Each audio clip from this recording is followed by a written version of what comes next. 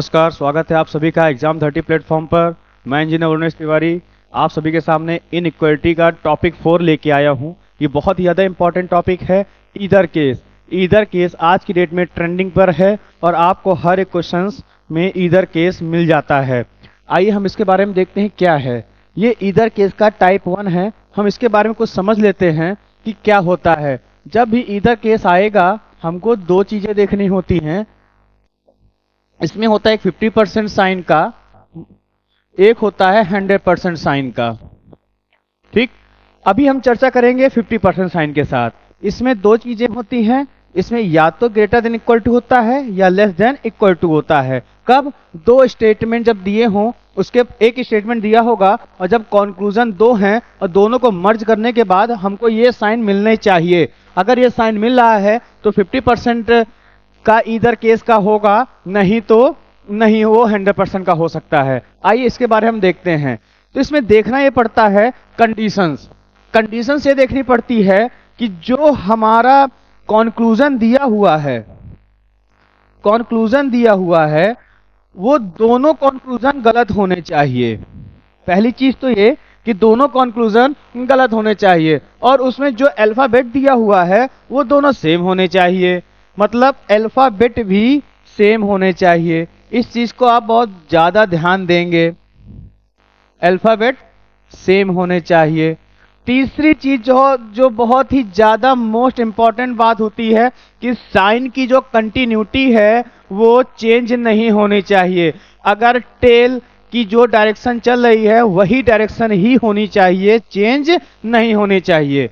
इसको हम एक क्वेश्चन के साथ देखते हैं क्या होता है। इसमें जब 50% केस है, इसमें देखिए हमारी कंटिन्यूटी ये बन के आ रही है सी तक, सी के आगे डी तक नहीं बन के आ रही है।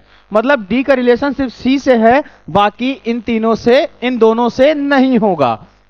अगर हम देखते हैं ए इक्वल टू सी, यहां 50% साइन है, यहां पर 100% साइन है, गलत। सी लेस देन ए, देखिए यहां 50%, यहां 100%, गलत। और क्या इसमें साइन की कंटिन्यूटी सेम थी? हाँ, देखिए बिल्कुल सेम कंटिन्यूटी है। मतलब ईदर केस इसमें लग सकता है। दो कंडीशन मिल गई, एक तो गलत हो गए दोनों और दूसरा क्या कंडीशन है?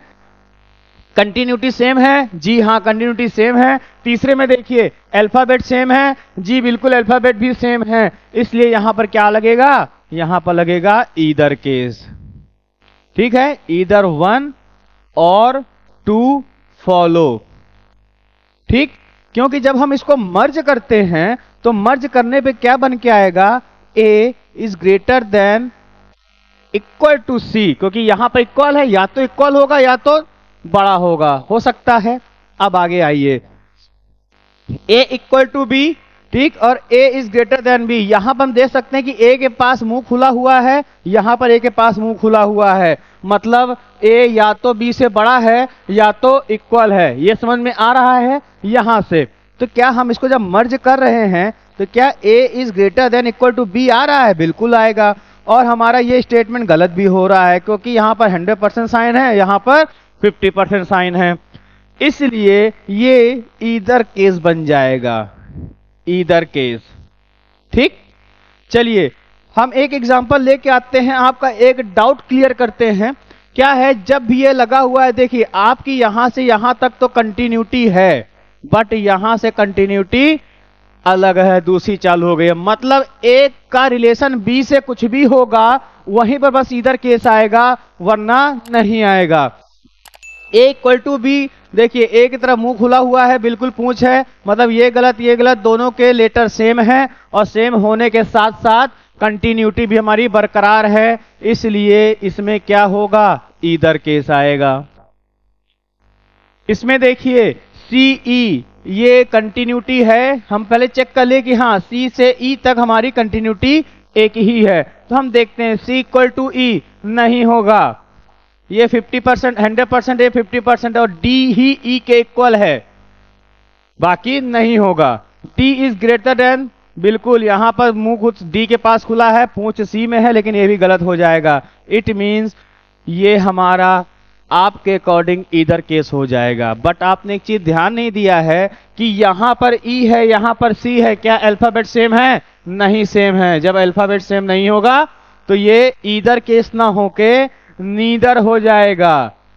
ना तो तीसरा सही है और ना ही नॉर टू फॉलो। ठीक है ना? चलिए आगे देखते हैं। ए इज ग्रेटर देन सी। देखिए जब हम सी की बात कर रहे हैं मतलब ये गलत है। कंटिन्यूटी यहां से टूट गई थी, गलत हो जाएगा सी का। अल्फाबेट सेम है, सेम है, आप लगा के चले आएंगे इधर केस। बट आप तीसरी कंडीशन भूल गए हैं कि जब कंटिन्यूटी होगी तभी उसका आंसर सही होगा।